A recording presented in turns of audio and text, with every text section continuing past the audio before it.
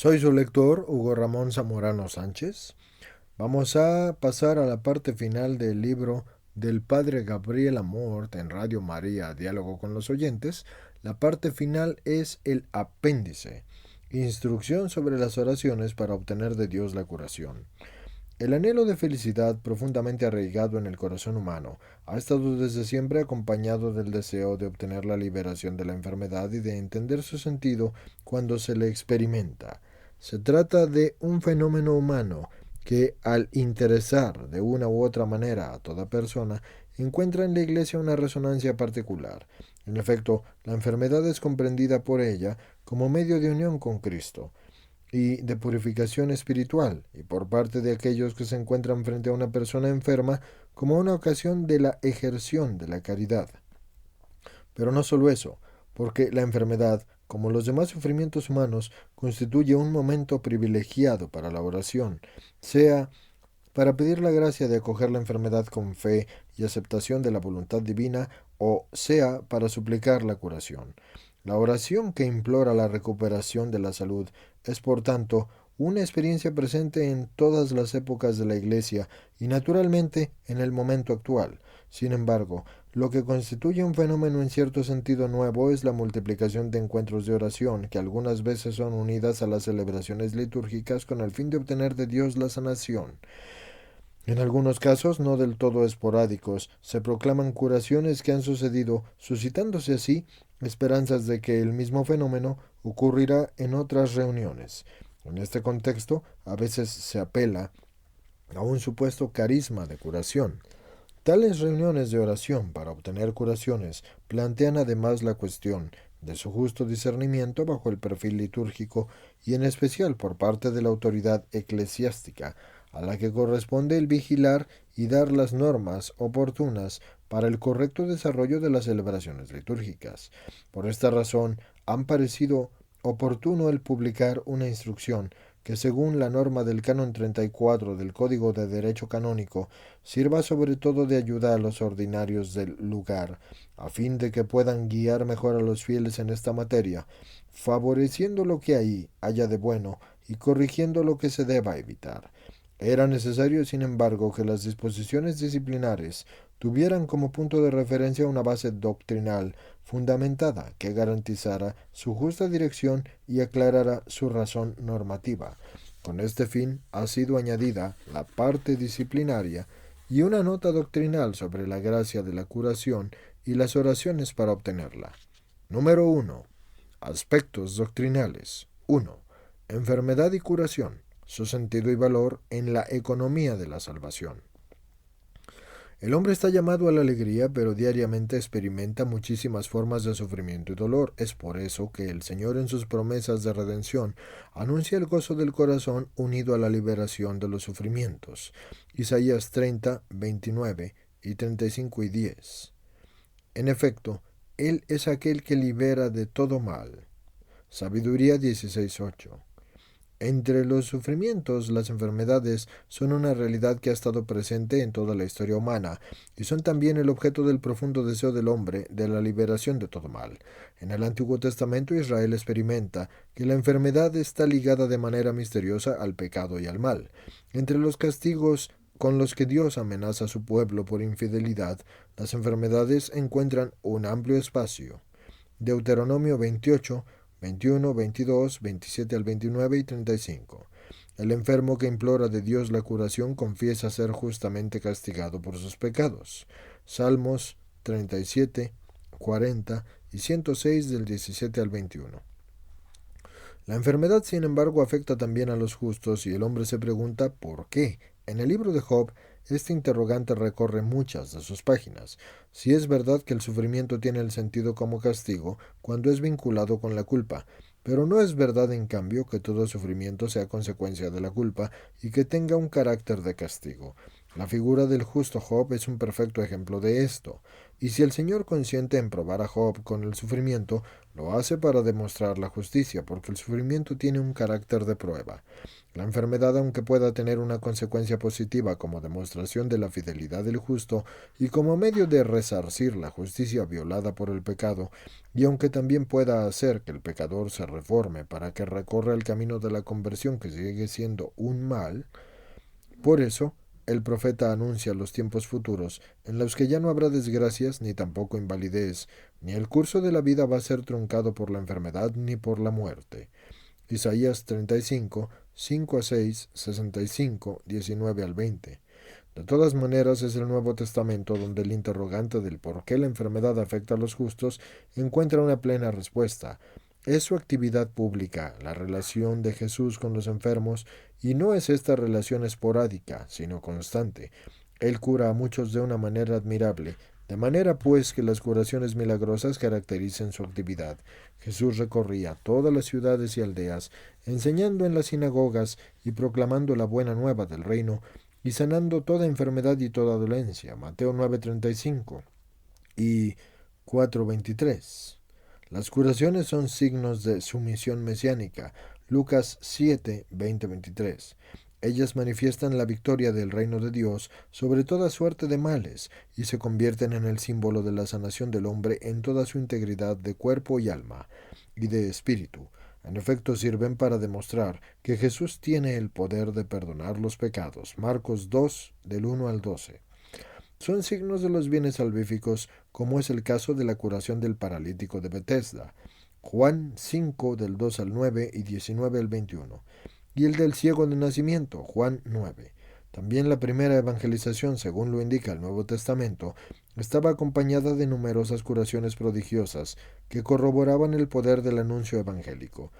Esta había sido la promesa de Jesús resucitado, y las primeras comunidades cristianas veían en ella su cumplimiento en medio de ellos. Estos son los signos que acompañarán a los que crean. Impondrán las manos sobre los enfermos y éstos quedarán sanos.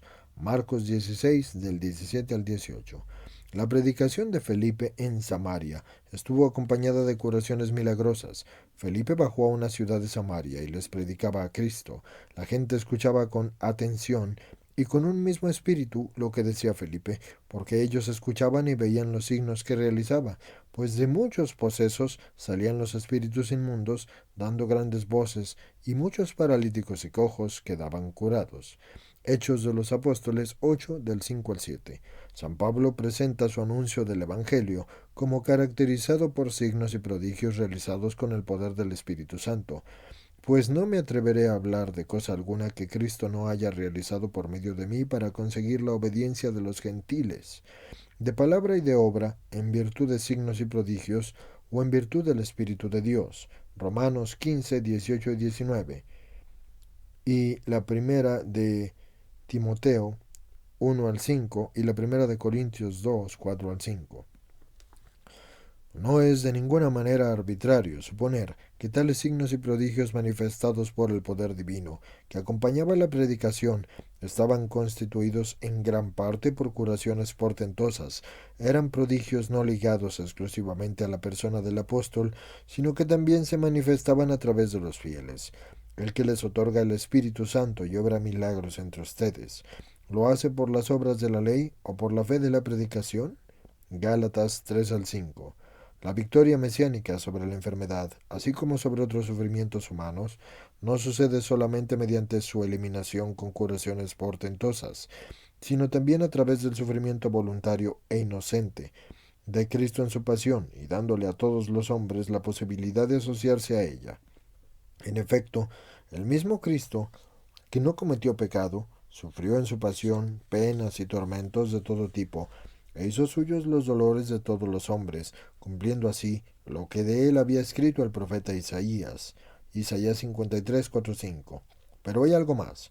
En la cruz de Cristo no sólo se ha cumplido la redención mediante el sufrimiento, sino que el mismo sufrimiento humano ha quedado redimido, llevando a efecto la redención mediante el sufrimiento. Cristo ha elevado juntamente el sufrimiento humano al nivel de la redención y por tanto también todo hombre en su sufrimiento puede hacerse también el partícipe del sufrimiento redentor de Cristo. La Iglesia acoge a los enfermos no solamente como objeto de su amorosa preocupación, sino también reconociéndoles a ellos el llamado a vivir su vocación humana y cristiana, y a participar en el crecimiento del reino de Dios y en nuevas modalidades incluso más valiosas. Las palabras del apóstol San Pablo han de convertirse en su programa, y ante todo son luz que hace resplandecer ante sus ojos el significado de la gracia de su situación. Completo lo que falta a las tribulaciones de Cristo en mi carne, en favor de su cuerpo místico que es la Iglesia. Colosenses 1:24. Precisamente al hacer este descubrimiento, el apóstol alcanza la alegría. Y ahora me alegro por los padecimientos que soporto por ustedes. Colosenses 1:24. Se trata de la alegría pascual, que es fruto del Espíritu Santo, y como San Pablo, también muchos enfermos pueden llegar a ser portadores del gozo del Espíritu Santo en medio de muchas tribulaciones y ser testigos de la resurrección de Cristo. Número 2. El deseo de curación y la oración para obtenerla. Supuesta la aceptación de la voluntad de Dios, el deseo del enfermo de obtener la curación es bueno y profundamente humano, especialmente cuando se traduce en una oración llena de confianza dirigida a Dios. A ella exhorta el Siráside: Hijo, en tu enfermedad no te desanimes, sino que ruega al Señor, que Él te curará. Siráside 38:9. Varios salmos son una súplica de curación. Salmos 6 del 37 al 40 y el 87. Durante la actividad pública de Jesús, muchos enfermos se dirigen a Él directamente o por medio de sus amigos o parientes, implorando la devolución de la salud. El Señor acoge estas súplicas y los evangelios no contienen ni siquiera una referencia de un reproche de tales oraciones. La única queja del Señor, a la cual se refiere de una manera eventual, es la falta de la fe. ¿Qué es eso de si puedes? Porque todo es posible para quien cree. Marcos 9:23 y Marcos 6 del 5 al 6 y Juan 4:48. No solo es loable la oración de cada fiel que pide su curación o la de los demás, sino que la Iglesia en la liturgia pide al Señor la salud de los enfermos y ante todo tiene un sacramento dedicado de manera especial a confortar a aquellos que son probados por la enfermedad. La unción de los enfermos en ella, por medio de una unción acompañada por la oración de los sacerdotes, la Iglesia recomienda los enfermos al Señor sufriente y glorificado para que les dé a ellos alivio y salvación. Justo antes, en la bendición del óleo, la Iglesia ora e infunde tu santa bendición para que cuantos reciban la unción con este óleo sean confortados en el cuerpo y en el alma y en el espíritu, y sean liberados de todo dolor y de toda debilidad y de toda dolencia. Y luego, en los dos primeros formularios de la oración después de la unción, también se pide la curación del enfermo. Y esto se hace porque el sacramento es prenda y promesa del reino futuro de Dios y también es anuncio de la resurrección, cuando no habrá ya muerte, ni tampoco llanto, ni tampoco gritos, ni fatigas, porque el mundo viejo ya habrá pasado.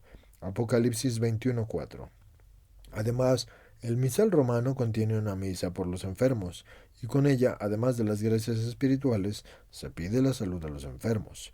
En las bendiciones del ritual romano se encuentran bendiciones para los enfermos, que pueden ser recitadas solamente por el celebrante, que imploran la curación.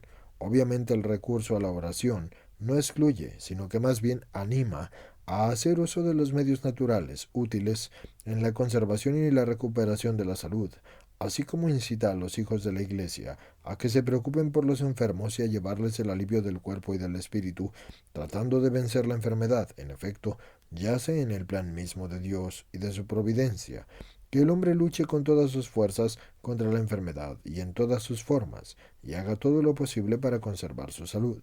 Número 3. El carisma de la curación en el Nuevo Testamento.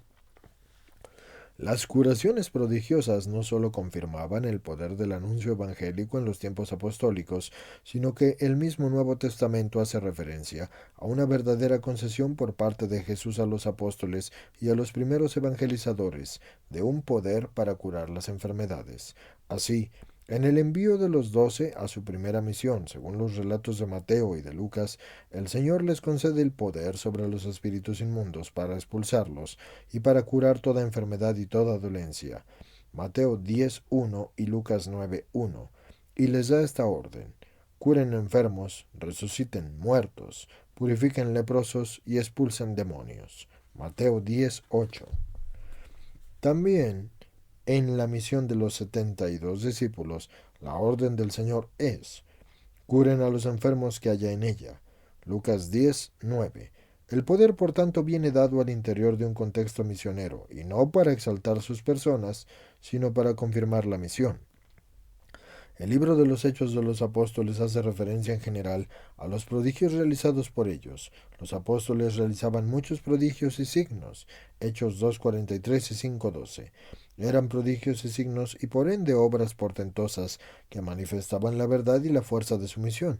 Pero fuera de estas breves indicaciones genéricas, el libro menciona sobre todo curaciones milagrosas llevadas a cabo por la obra de cada uno de los evangelizadores.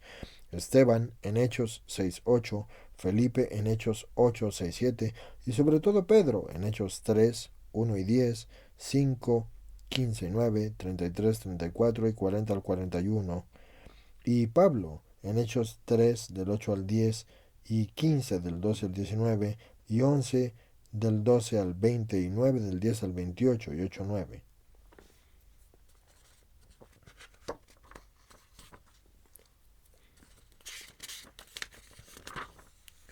Tanto el final del Evangelio según San Marcos como la carta de los Gálatas, como se vio antes, amplían la perspectiva y no limitan las curaciones prodigiosas a la actividad de los apóstoles y de algunos evangelizadores que tengan un papel de relieve en la primera misión.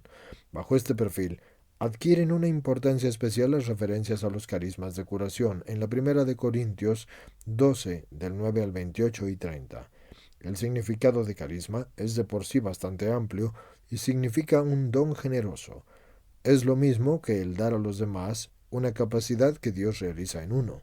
Eso es un carisma. Cuando una persona es capaz de dar algo que Dios realiza en ella, a lo cual llamamos don por ser un regalo de Dios, ya que el Señor realiza en la persona su prodigio cada vez que lo hace, eso es un don, es un regalo.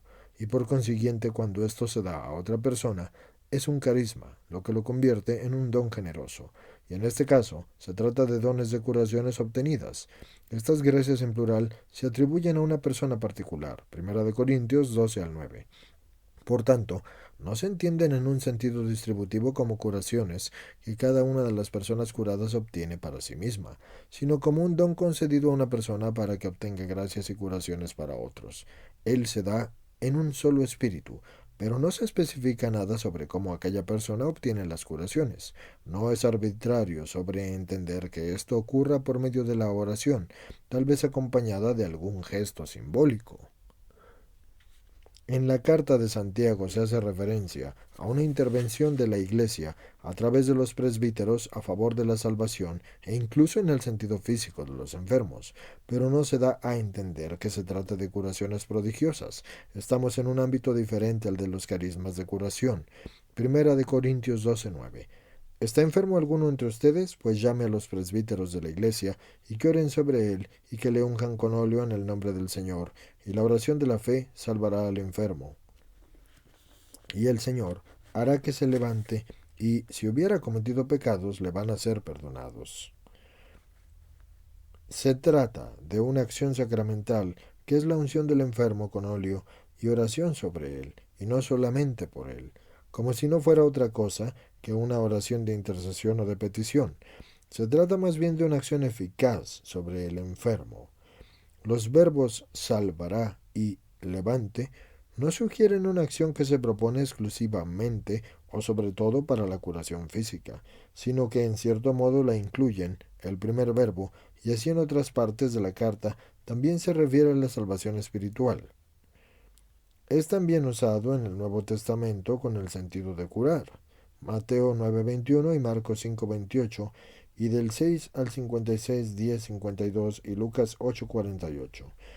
El segundo verbo, aunque a veces asume el sentido de resucitar, Mateo 10:8 y 11 y 5 del 14 y número 2 también viene usado para indicar el gesto de levantarse. Esto se le dice a la persona postrada debido a una enfermedad, curándola prodigiosamente. Mateo 9, 5 y Marcos 1 al 31 y 9 al 27 y en los Hechos 3, 7. Parte número 4. Las oraciones para obtener de Dios la curación en la tradición. Los padres de la Iglesia consideraban normal que el creyente pidiera a Dios no solamente la salud del alma, sino también la salud del cuerpo, a propósito de los bienes de la vida, de la salud y de la integridad física.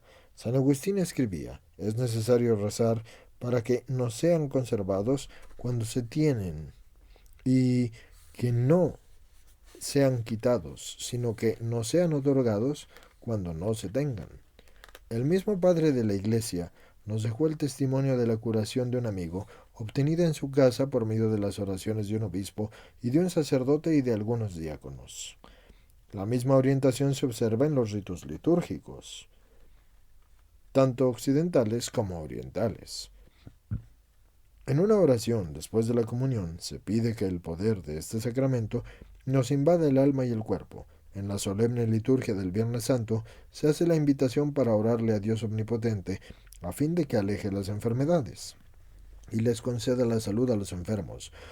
Entre los textos más significativos se señala el de la bendición del óleo de los enfermos, y en ella se pide a Dios que derrame su santa bendición para que cuantos reciban la unción de este óleo obtengan el alivio en el cuerpo y en el alma y en el espíritu, y sean libres de todo dolor y de toda debilidad y de todo sufrimiento.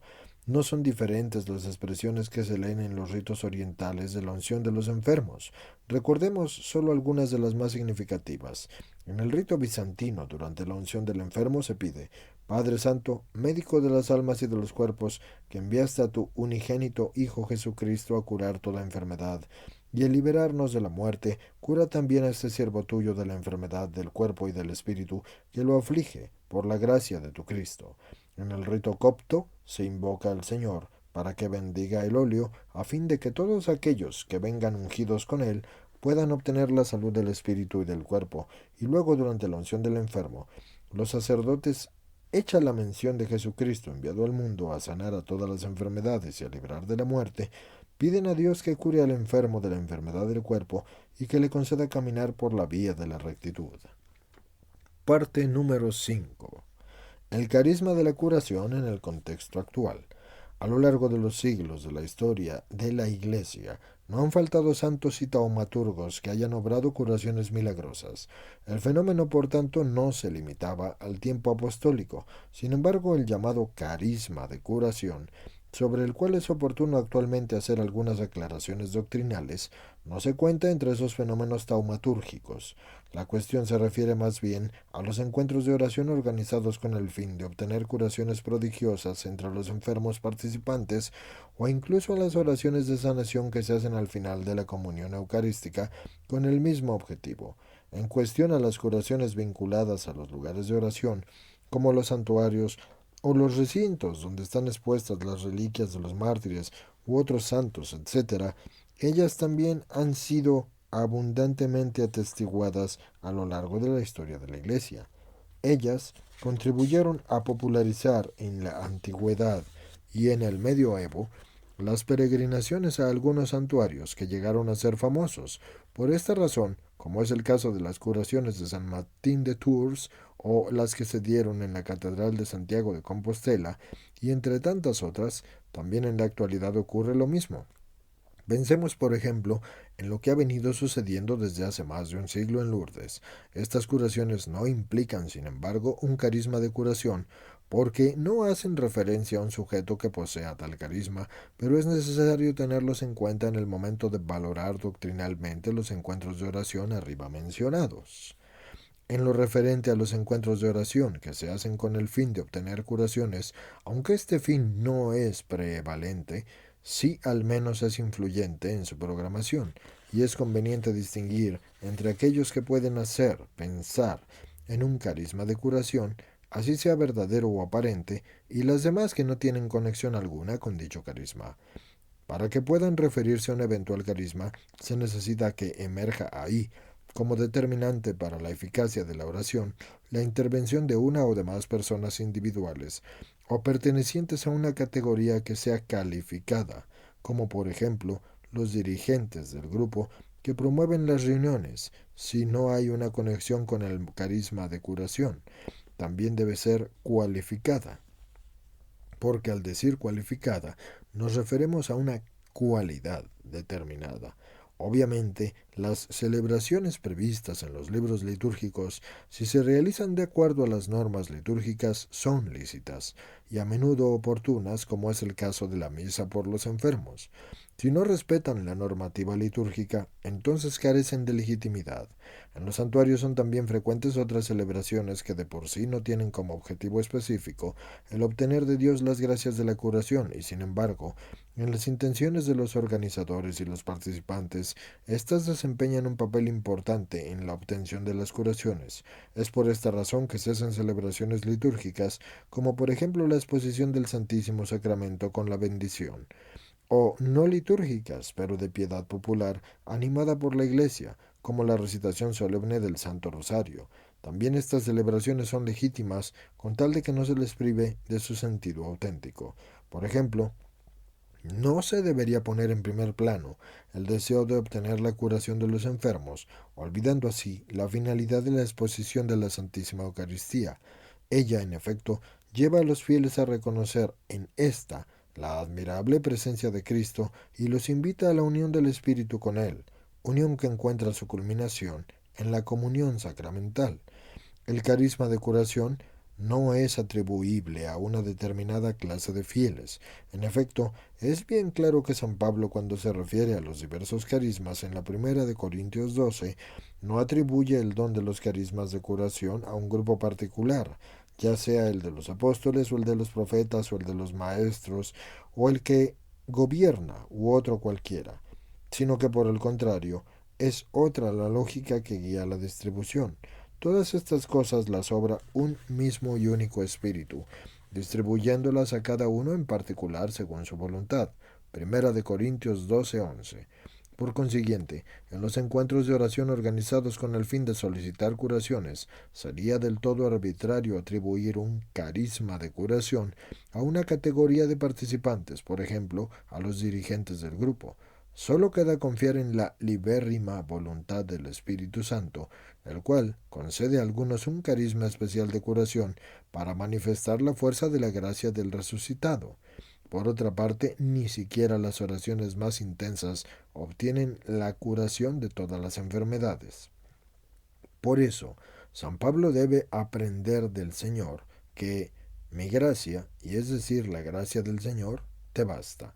Porque el Señor muchas veces, al probarnos de cualquier manera, nos dice exactamente esto: mi gracia te basta, que mi fuerza se realiza en la flaqueza, es decir, yo me glorío en los débiles. Segunda de Corintios 12:9. Y también que los sufrimientos que se han de soportar pueden tener como sentido el de completar lo que falta a las tribulaciones de Cristo en su carne, en favor de su cuerpo, que es la Iglesia. Colosenses 1:24. Número 2. Disposiciones disciplinarias. Artículo 1. Todos los fieles tienen permitido elevar a Dios oraciones para obtener la curación. Sin embargo, cuando éstas se llevan a cabo en la iglesia o en otro lugar sagrado, es conveniente que sean guiadas por un ministro ordenado. Artículo 2. Las oraciones de curación se califican como litúrgicas si están incluidas en los libros litúrgicos aprobados por la autoridad competente de la Iglesia. De lo contrario, no son litúrgicas. Artículo 3, parte 1. Las oraciones litúrgicas de curaciones se celebran según el rito prescrito y las vestiduras sagradas indicadas en el Ordo Benedictionis Inferiorum del ritual romano. Parte 2 del artículo 3. Las conferencias episcopales, en conformidad con lo establecido en la Praenotanda número 5 de Aptationibus Quae Conferentiae Episcoparum, conventum del mismo ritual romano, pueden introducir adaptaciones del rito de las bendiciones de los enfermos, consideradas pastoralmente oportunas o eventualmente necesarias con la previa revisión de la sede apostólica. Artículo 4, parte 1.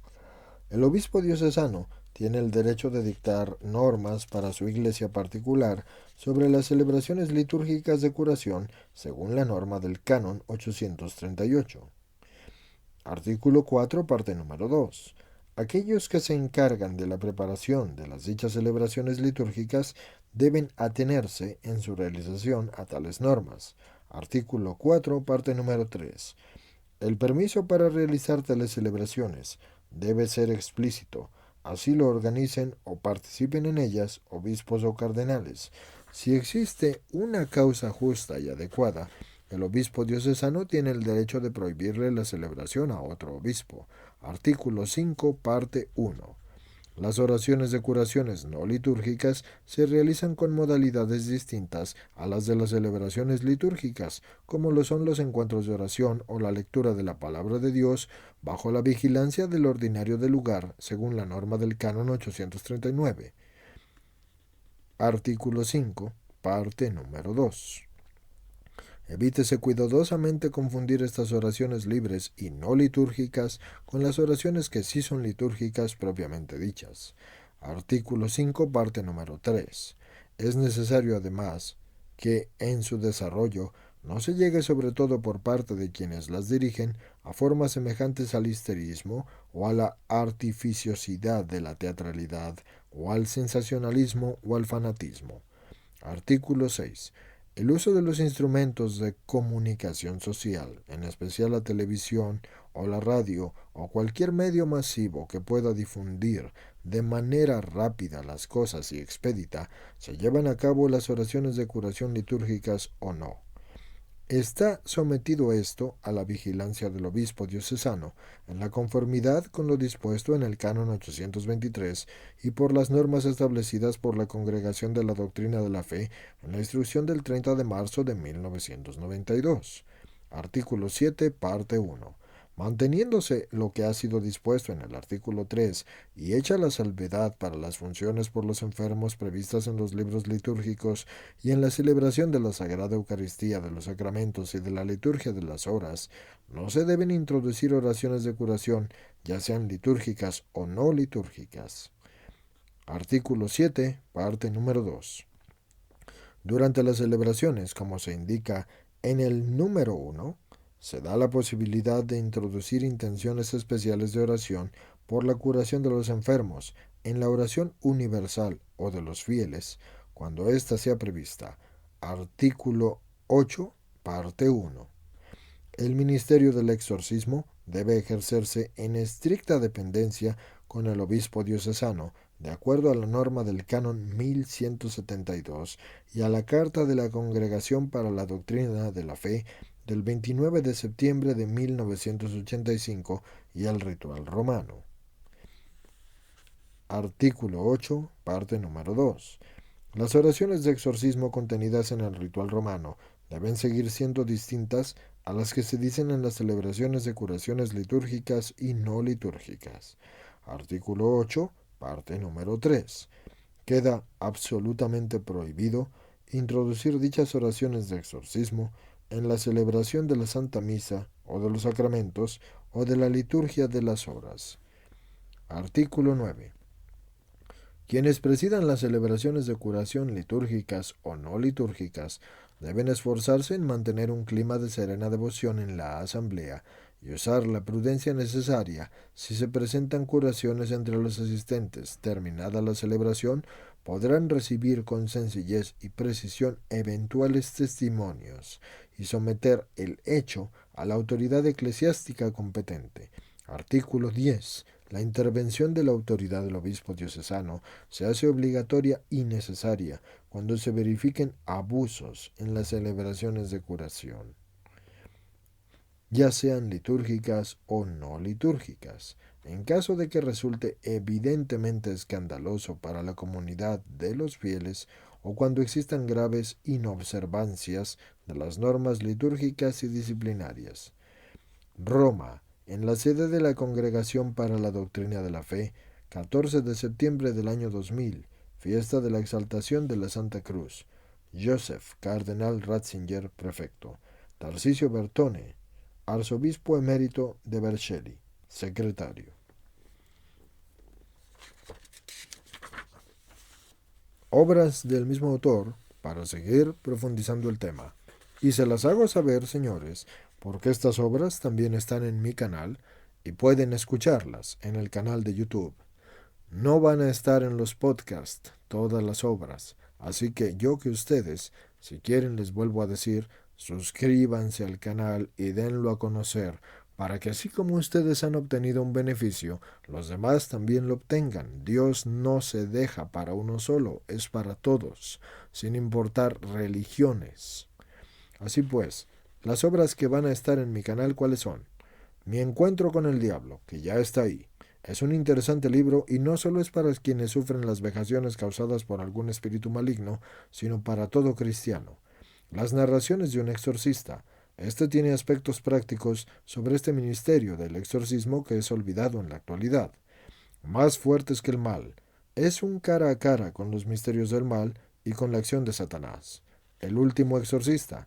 Este narra la experiencia del padre Gabriel Amort desde que fue nombrado exorcista y alerta sobre la presencia del demonio en la iglesia y en la vida cotidiana de los fieles. Nuevos relatos de un exorcista. Este responde a muchas preguntas acerca del exorcismo, demostrando sus argumentaciones con abundante exposición de hechos reales. El siguiente. Va de retro, Satanás, o aléjate, Satanás. Comprende las más importantes cuestiones relacionadas con posesiones diabólicas y con la manera de evitar al demonio. El signo del exorcista es una llamada de atención sobre la necesidad de mantenerse en guardia y de combatir el silencio con respecto a los temas relacionados con Satanás en los contextos sociales y eclesiales. El siguiente libro es El Diablo. En este libro el padre Amort traza un eficaz itinerario para reconocer y desenmascarar al maligno.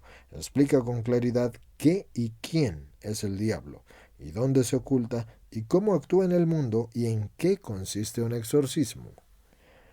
Dios es más bello que el diablo es el siguiente libro, y después de 60 años de la vida sacerdotal y de 25 años como exorcista, finalmente el padre Gabriel Amort publica este texto definitivo, que es un testamento espiritual y de enorme riqueza.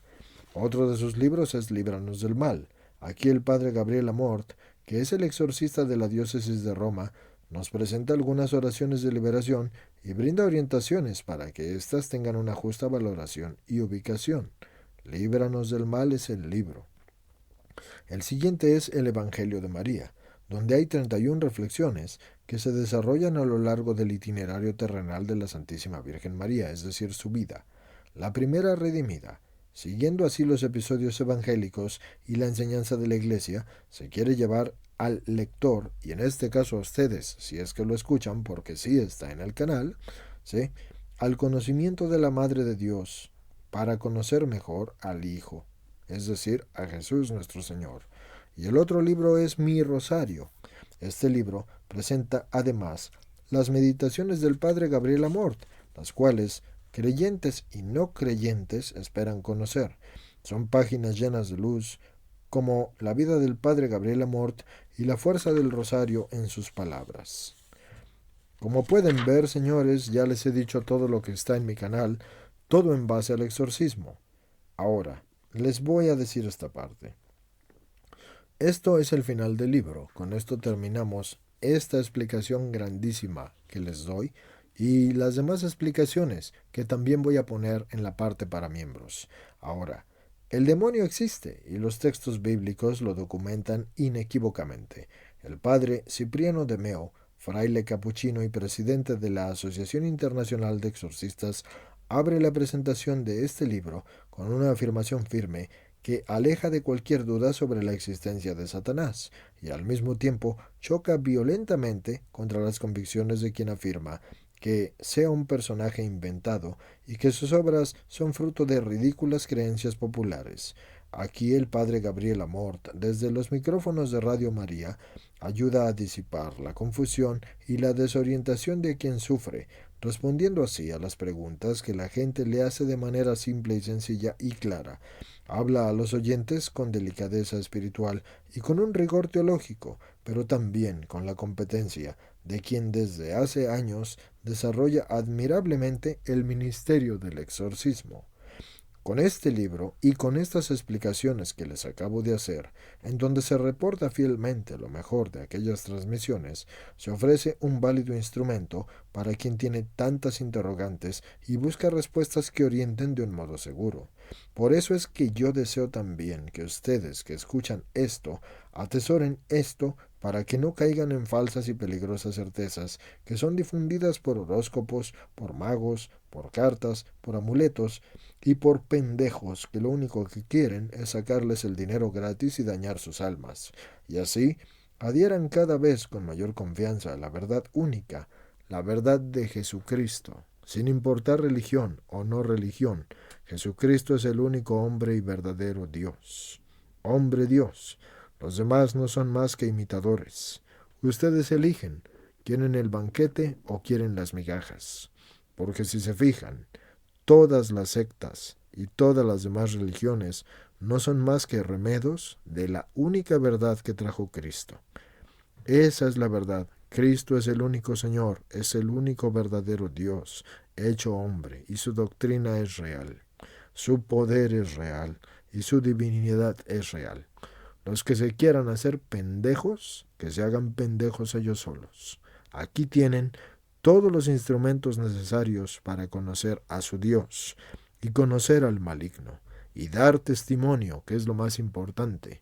Suscríbanse al canal, únanse a una membresía y por Dios santo, por el bien de ustedes y de los demás, denlo a conocer y háganlo vida. En el nombre de Dios Padre, de Dios Hijo y de Dios Espíritu Santo, yo los bendigo. Amén.